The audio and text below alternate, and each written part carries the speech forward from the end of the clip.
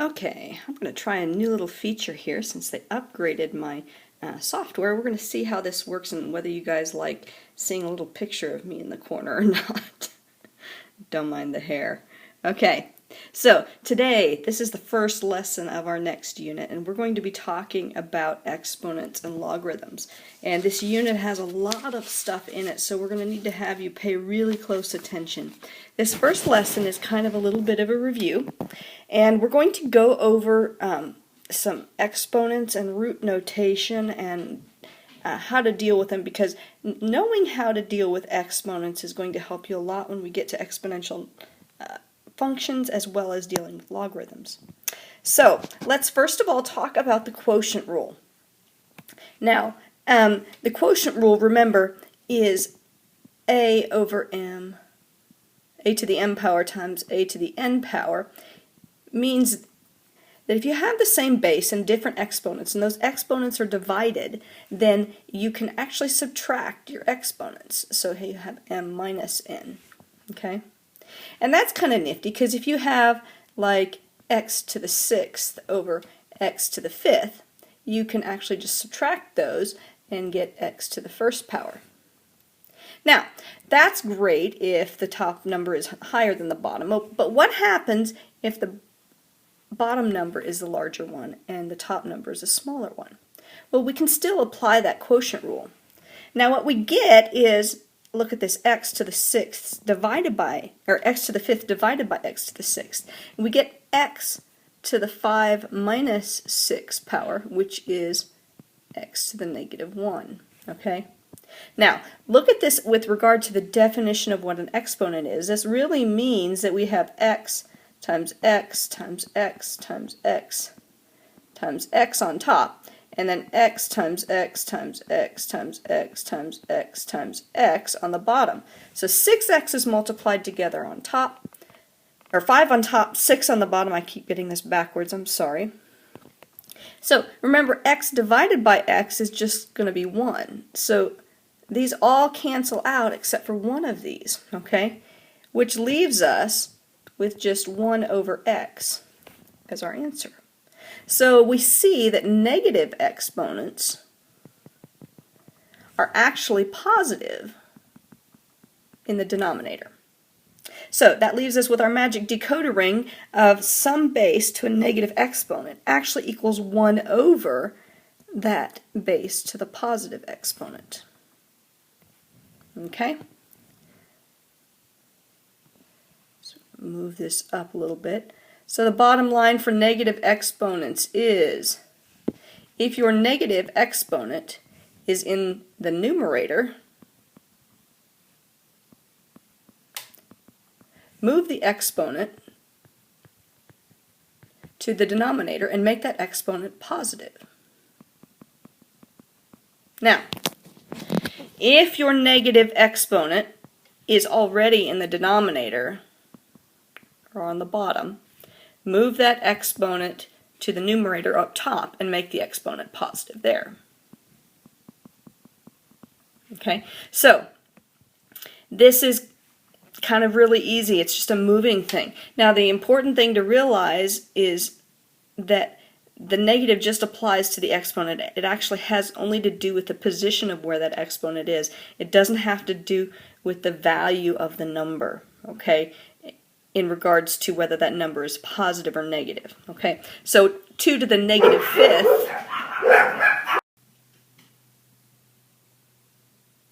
So 2 to the negative 5th.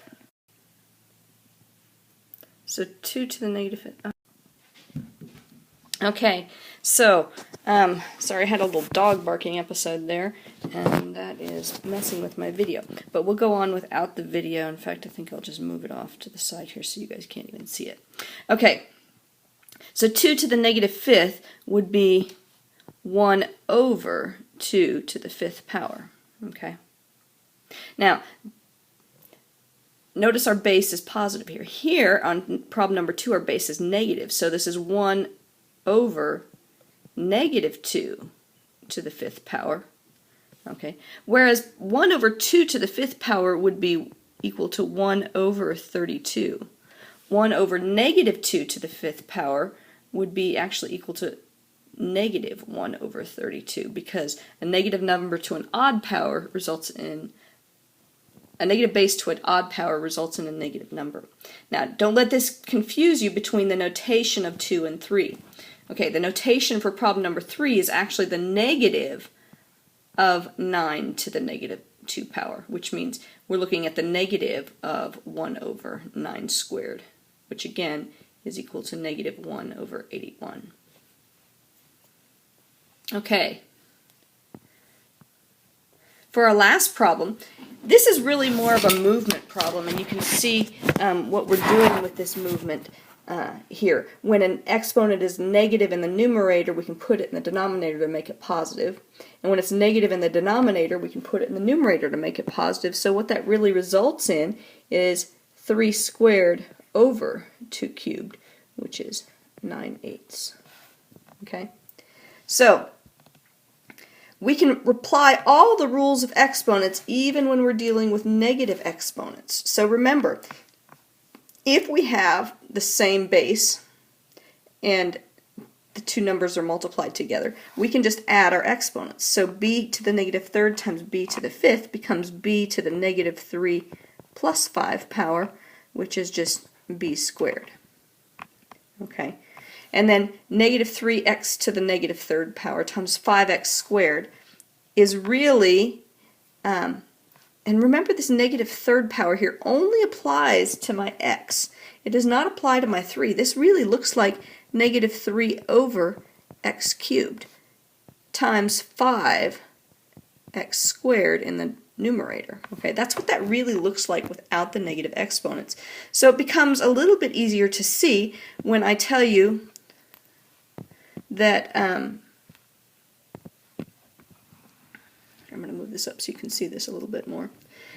When I tell you that this is really negative 15 over x, okay? Because remember, we can take negative 3 plus 2, which is negative 1, so we end up with negative 15 x to the negative 1, which is negative 15 over x. Now, here we have m to the negative 6 times m over m to the negative 2, and remember we can divide with our quotient, or subtract with our quotient rule.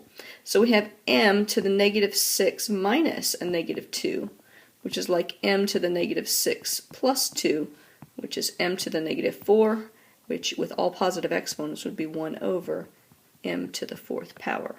Okay? Now, when you have a problem like problem number 8, remember, you can move our exponents around, or you can just apply your product and quotient rules. Sometimes it's easier just to apply the product and quotient rules. Now, 4 and negative 12, those reduce down to 1 and negative 3. X to the negative 6 over x to the negative 6 is just 1. And then y to the 5th over y to the negative 3rd becomes y to the 8th. And then that's over negative 3. Okay? So, that's a little bit about negative exponents. Now let's go on to rational exponents. Now I want to ask you, what do the square root of 3 squared and 3 squared to the 1/2 have in common? Well, we know that the square root of 3 squared is just 3, right? And 3 squared to the 1/2 power, if we use our power rule, that means we have, and I'll move this down here, 3 squared to the 1/2 power is just 3 to the 2 times 1/2 power, which is just 3 to the 1st power, which is just 3. Okay? So if you're struggling to remember your power and product rules, remember when you have an exponent to another power, like we have here, we multiply those exponents.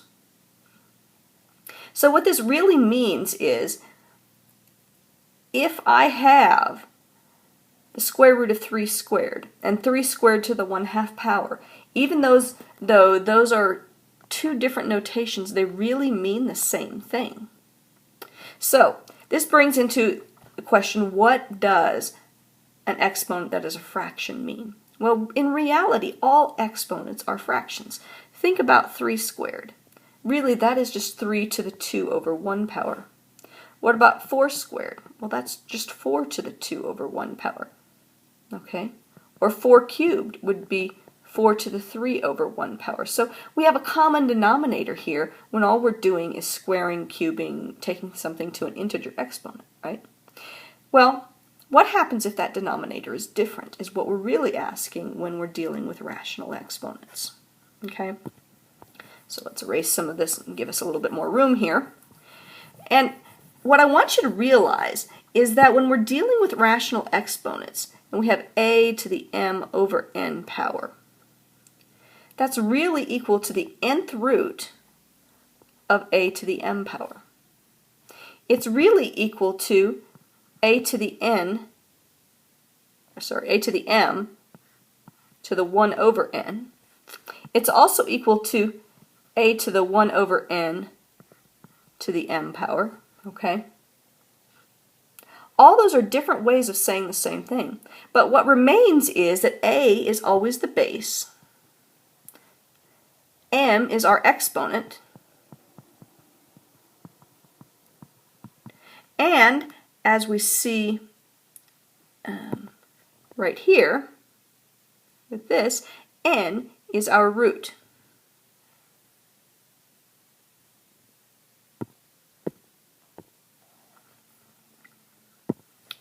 This is what I was trying to do. N is our root.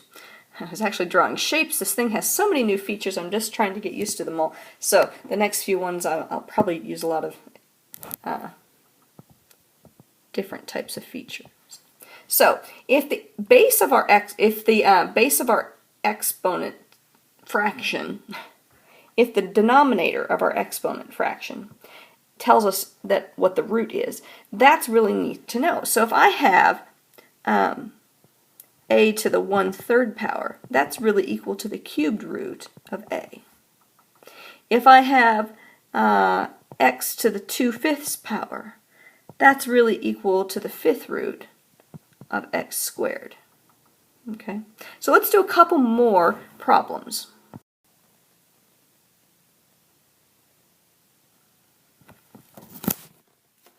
Okay, so here we have some more problems. And if this is in exponent notation, I'm going to change it to square root notation or root notation. If it's in root notation, I'm going to change it to exponent notation. So I'm going to kind of work with you to have some practice back and forth with these.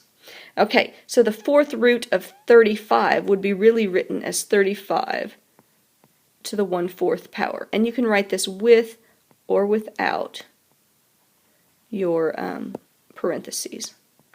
Okay. The 4th root of xy would be xy to the 1/4 power. Now that can't be written without parentheses because x and y are multiplied together under that root. Okay. 5 to the 1/2 power, that's just the square root of 5, right? A to the 1/5 power is the 5th root of a. X, or the cubed root of x squared, is really x to the 2/3 power, right? 1 over the 4th root of m cubed. This is crazy, okay? Remember, a 1 over indicates negative exponent. Okay? So, if I'm looking at just m to the 3/4 power on the bottom, then that 1 over means that that's a negative 3/4. Okay? 5 to the 2/3 power would be 5 squared, and the cubed root of that, right? So we're really looking at the cubed root of 25. And a to the negative 2/5 power. Remember that negative exponent is going to be a 1 over situation, and it's a squared, because our exponent is, our top number is our exponent, and our bottom number is our root, so that's the 5th root of a squared. And I hope that helps you. We're going to do a lot of practice on Khan Academy with this, and I hope you've enjoyed the video, and we'll see how it turns out.